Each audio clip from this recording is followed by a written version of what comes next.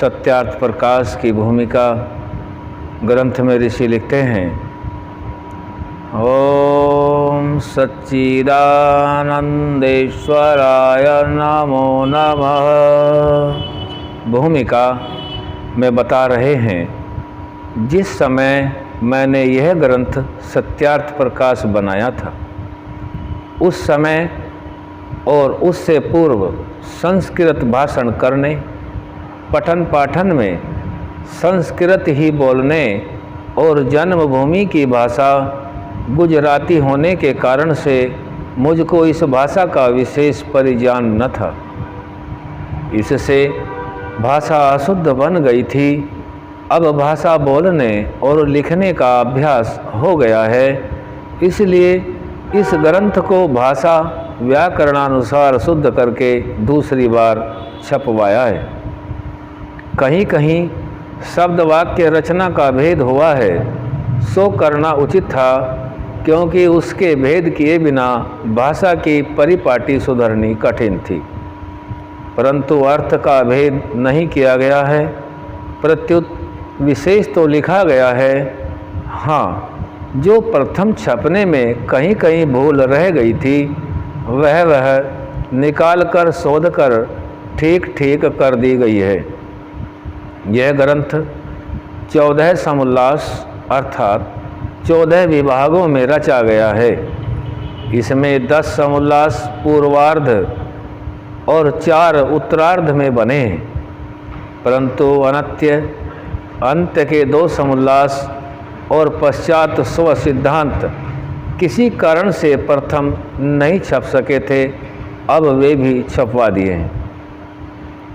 पहले समुल्लास में ईश्वर के नामों की व्याख्या, दूसरे समुल्लास में संतानों की शिक्षा, तीसरे समुल्लास में पठन पाठन सत्य असत्य ग्रंथों के नाम और उनके पढ़ने की रीति, चतुर्थ समुल्लास में विवाह और गृहस्थ आश्रम का व्यवहार, पंचम समुल्लास में वानप्रस्थ और संन्यास आश्रम का विधि, छठे समुल्लास में राजधर्म, सप्तम समुल्लास में वेद ईश्वर विषय, अष्टम समुल्लास में जगत की उत्पत्ति स्थिति और प्रलय, नवम समुल्लास में विद्या अविद्या बंध और मोक्ष की व्याख्या, 10वें समुल्लास में आचार अनाचार और भक्ष्य भक्ष्य विषय, एकादश समुल्लास में आर्यवर्तीय मत मतांतर का खंडन मंडन विषय, द्वादश समुल्लास में 4 वाक बौद्ध और जैन मत का विषय,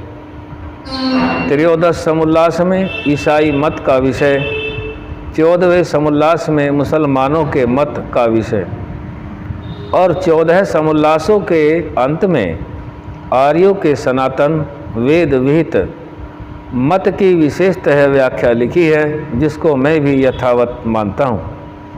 मेरा इस ग्रंथ के बनाने का मुख्य प्रयोजन सत्य सत्य अर्थ का प्रकाश करना है, अर्थात जो सत्य है उसको सत्य और जो मिथ्या है उसको मिथ्या ही प्रतिपादित करना सत्य अर्थ का प्रकाश समझाए। वह सत्य नहीं कहता जो सत्य के स्थान में असत्य और असत्य के स्थान में सत्य का प्रकाश किया जाए, किंतु जो पदार्थ जैसा है उसको वैसा ही कहना लिखना और मानना सत्य कहता है।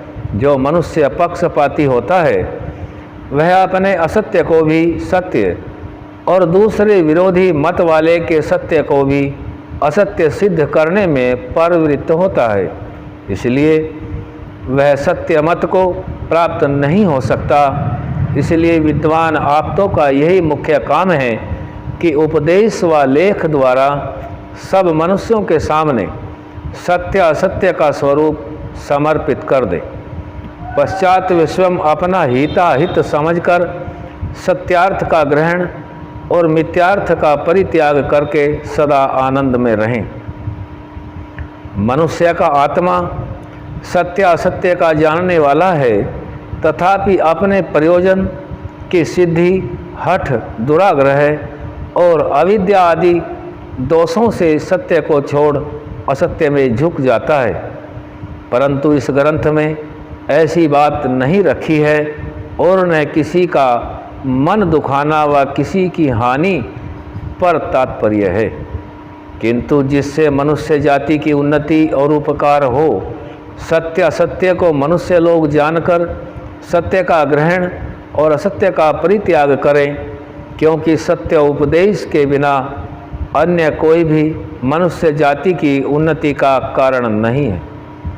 इस ग्रंथ में जो कहीं कहीं भूल चूक से अथवा शोधने व छापने में भूल चूक रह जाए, उसको जानने जनाने पर जैसा वह सत्य होगा वैसा ही कर दिया जाएगा, और जो पक्षपात से अन्यथा शंका व खंडन मंडन करेगा उस पर ध्यान न दिया जाएगा। हाँ, जो वह मनुष्य मात्र का हितैषी होकर कुछ जनावेगा, उसको सत्य सत्य समझने पर उसका मत संग्रहित होगा।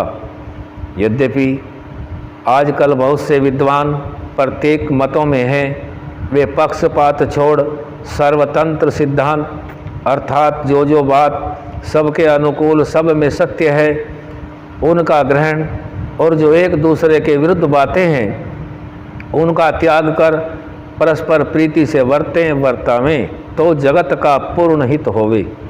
क्योंकि विद्वानों के विरोध से अविद्वानों में विरोध बढ़ जाता है।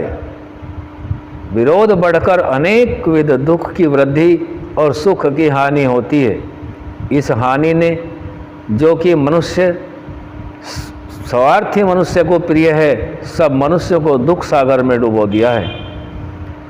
इनमें से जो कोई सार्वजनिक हित लक्ष्य में धर प्रवृत्त होता है, उससे स्वार्थी लोग विरोध करने में तत्पर होकर अनेक प्रकार विघ्न करते हैं। परंतु सत्यमेव जायति नानृतम सत्येन पंथा विदतो देवयानः, अर्थात सर्वदा सत्य का विजय और असत्य का पराजय, और सत्य ही से सिद्धांतों का और सत्य ही से विद्वानों का मार्ग विस्तृत होता है। इस दृढ़ निश्चय के आलंबन से आप्त लोग परोपकार करने से उदासीन होकर कभी सत्यार्थ प्रकाश करने से नहीं डरते।